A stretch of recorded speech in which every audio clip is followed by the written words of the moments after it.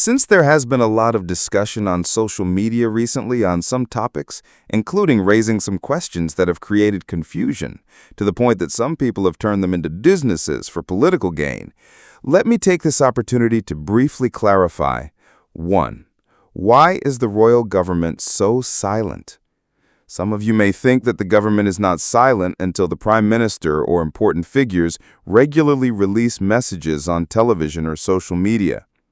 In a period where the situation is changing rapidly and is unclear, ensuring the consistency of information is very important to avoid confusion in the minds of the people. To this end, the royal government has prepared a mechanism and assigned tasks to a spokesperson group consisting of the spokespersons of the royal government, the Ministry of National Defense, and the Ministry of Foreign Affairs to regularly disseminate information. In addition to this mechanism, relevant ministries and institutions such as the Ministry of Foreign Affairs, the Ministry of Information, the State Secretariat for Border Affairs, relevant provincial governors, etc., have also regularly disseminated their important measures to keep the people informed. 2. Has the royal government ordered the frontline troops on the battlefield to withdraw after negotiating a ceasefire? The short answer is no. The royal government has not ordered the withdrawal of forces after the ceasefire, and in the ceasefire negotiations, there were no conditions for either side to withdraw from their positions. 3. Were there any conditions attached to the land exchange in the past negotiations? The short answer is no.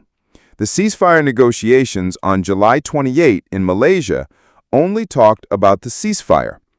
Previous bilateral negotiations, including the extraordinary GBC between the Ministers of Defense and the Regional Border Conference, RBC, did not talk about the border demarcation. All the results of the meetings, including the special meeting on July 28th, the extraordinary GBC and RBC meetings, were made public. There was no concealment, and there were no other secret negotiations outside those meetings.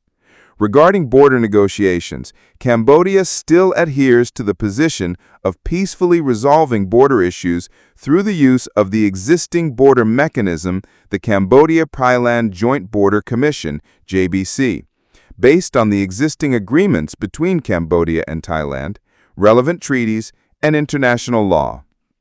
4.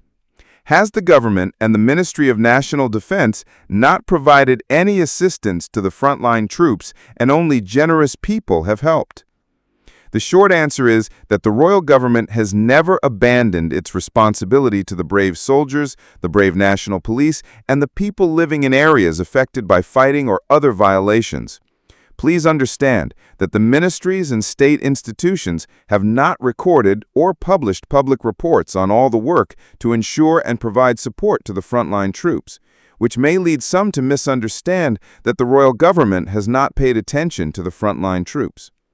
In addition, the royal government's constant consideration is not only for the frontline troops and people in areas affected by border issues, but the royal government must also constantly consider the troops and people throughout the country and in all sectors.